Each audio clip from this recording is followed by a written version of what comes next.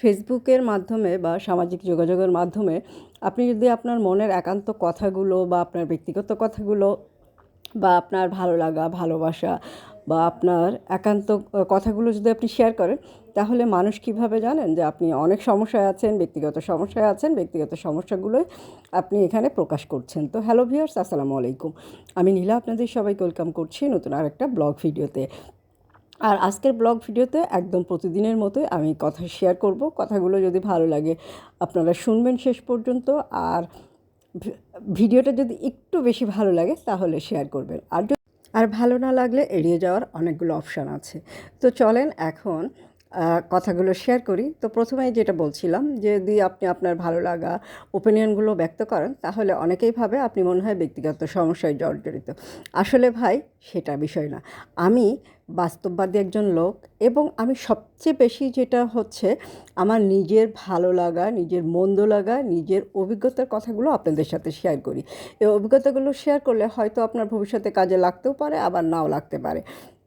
মানে মানুষের থেকে কিন্তু অনেক শিক্ষার আছে। আমি অনেকের ব্লগগুলো দেখি, তাদের কথাগুলো ভালো লাগে, তাদের কার্যক্রমগুলো ভালো লাগে। ঠিক আমিও আমার ব্যক্তিগত কথাগুলো ওইভাবেই শেয়ার করি।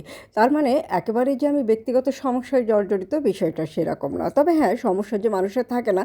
মানুষ যখন বয়সের সাথে সাথে মানুষের অভিজ্ঞতার ভাণ্ডারটা পরিপূর্ণ হতে থাকে।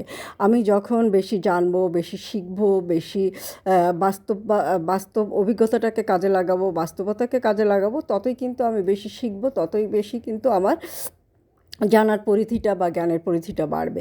সেটাই আপনাদের সাথে শেয়ার করি। তবে অনেকেই আছে একটু অল্প বয়স থেকেই বেশি বোঝে, অনেকেই আছে বেশি বয়সে যে বোঝার চেষ্টা করে। ঠিক আমরা হয়তো প্র্যাকটিক্যালি শিখতে শিখতে যেটুকু শিখেছি সেটুকুই আপনাদের সাথে শেয়ার করছি। আপনাদের যেন এই কষ্টটা ভোগ করতে না হয়, কষ্টটা যেন না হয়, সেদিকেই খেয়াল রেখে আমরা এই জিনিসটা করার চেষ্টা করি। তো ভালো লাগলে কথাগুলো হয়তো আমার কথাগুলো অনেকের ভালো লাগে, আমি জানি। কেন জানি না সেটা আমি নিজেও বুঝতে পারি না, বাট আমার কথাগুলো অনেকের ভালো লাগে, আমার কাজকামগুলো অনেকে পছন্দ করে, অনেকে। হ্যাঁ, তবে একটা মানুষের কিন্তু সব দিক ভালো হবে বা ভালো হয় সেটা না। প্রত্যেকটা মানুষেরই নেগেটিভ পজিটিভ দুইটা দিক থাকে।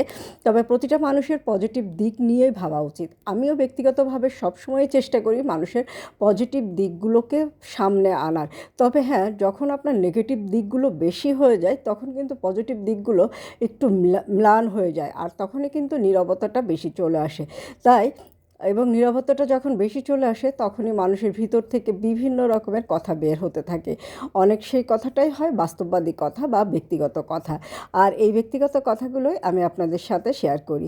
তো মানুষের সব সময় আমি চেষ্টা করি আপনাদেরকে যেটা বলেছি, মানুষের কোন ভালো দিকটা আছে, যে প্রথমে চিন্তা করি যে এই মানুষটা থাকলে এটা হবে, এই মানুষটা না থাকলে এটা হবে, এই মানুষের এই কাজটা, এটা ভালো দিক, এটা খারাপ দিক, আমার কোনটা নেওয়া উচিত, কোনটা নেওয়া উচিত না, আমি আগে সেটাকেই গুরুত্ব দিই। সেটাকে গুরুত্ব দিয়েই আমি আমার জীবনটাকে পরিচালনা করি বা আমি আমার কথাগুলো বলি। তবে আমি এখন আগে অনেক কথাই বলতাম। এক সময় ছিল কারণে হাসতাম, অকারণে হাসতাম, অনেক কথা বলতাম। এটা বয়সের সাথে সবারই হয়। বয়সের সাথে সাথে আবেগ, বিবেক সব কিছুই এক এক রকম প্রতিষ্ঠান বা এক এক রকম রূপ ধারণ করে। যখন আপনার অল্প বয়স থাকে তখন আবেগের পরিমাণটা বেশি থাকে, যখন আপনার বয়স হয়ে যায় তখন বিবেকের পরিমাণটা বেশি হয়ে যায়। তো এই কথাগুলো এই কারণেই আপনাদের সাথে শেয়ার করা।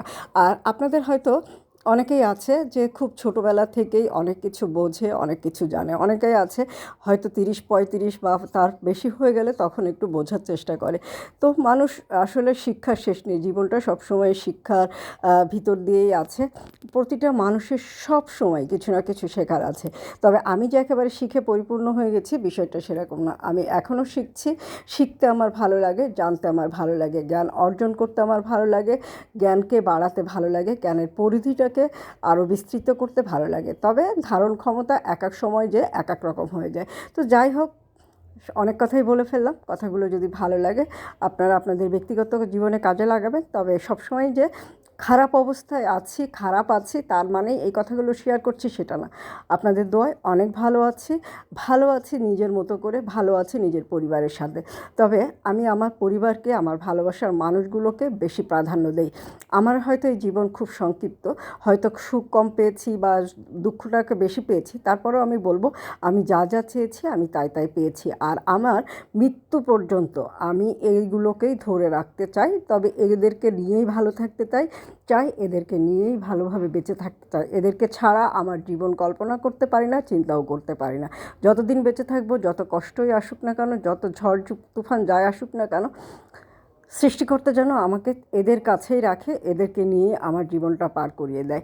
তো এদের সাথে থাকতে থাকতেও কিন্তু আমাকে একটু ঘুরতে যেতে হবে, পরিবারের সাথে বেড়াতে যেতে হবে। আর আমিও মাঝে মাঝে পরিবারের সাথে ঘুরতে যাই, বেড়াতে যাই। তখন আমি সুন্দর একটি শাড়ি পরে ঘুরতে, আপনিও বেছে নিতে পারেন হাতের কাজের চমৎকার সুন্দর এই শাড়িগুলো। হাতের কাজের এই শাড়িগুলো আসলেই অনেক বেশি সুন্দর। ব্রাইট কটনের উপর সুতার কাজের জামদানি শাড়ির অনেক কালেকশন আপনি পেয়ে যাবেন অদ্রি ফ্যাশন অ্যান্ড লাইফস্টাইলের পেজে। তো শাড়িগুলো ভালো লাগলে ঝটপট করে স্ক্রিনশট নিতে হবে, নাম, ঠিকানা, মোবাইল নাম্বার সহ অদ্রি ফ্যাশন অ্যান্ড লাইফস্টাইলের পেজ বা নীলা হাফিজার পেজে ইনবক্স করতে হবে। কটন ড্রেস বা কটন শাড়ি সবসময় ভালো। এগুলোতে যাদের কিছু সমস্যা হচ্ছে, কটন শাড়ি পরলে বা কটন কাপড় পরলে সেগুলো অ্যাভয়েড করা সম্ভব। তো শাড়িগুলো খুবই সুন্দর, খুবই চমৎকার। তো শাড়িগুলো ভালো লাগলে ঝটপট স্ক্রিনশট নিয়ে অদ্রি ফ্যাশন আর লাইফস্টাইল বা নীলা হাফিজার পেজে ইনবক্স করবেন। ভালো থাকবেন সবসময় নিজের জন্য, ভালো রাখবেন পরিবারের সবাইকে নিয়েই জীবনটাকে সুন্দরভাবে উপভোগ করবেন। যারা একটু অবুঝ তারা হয়তো দেরিতে বুঝলেও বুঝতে পারবে যে তাদের ভুলটা কোথায়। তাই কাউকে তার ভুলটা ধরিয়ে দিতে গেলে বেশি খারাপ হয়ে যেতে হয়। ভুলটা ধরিয়ে দেওয়ার দরকার নেই।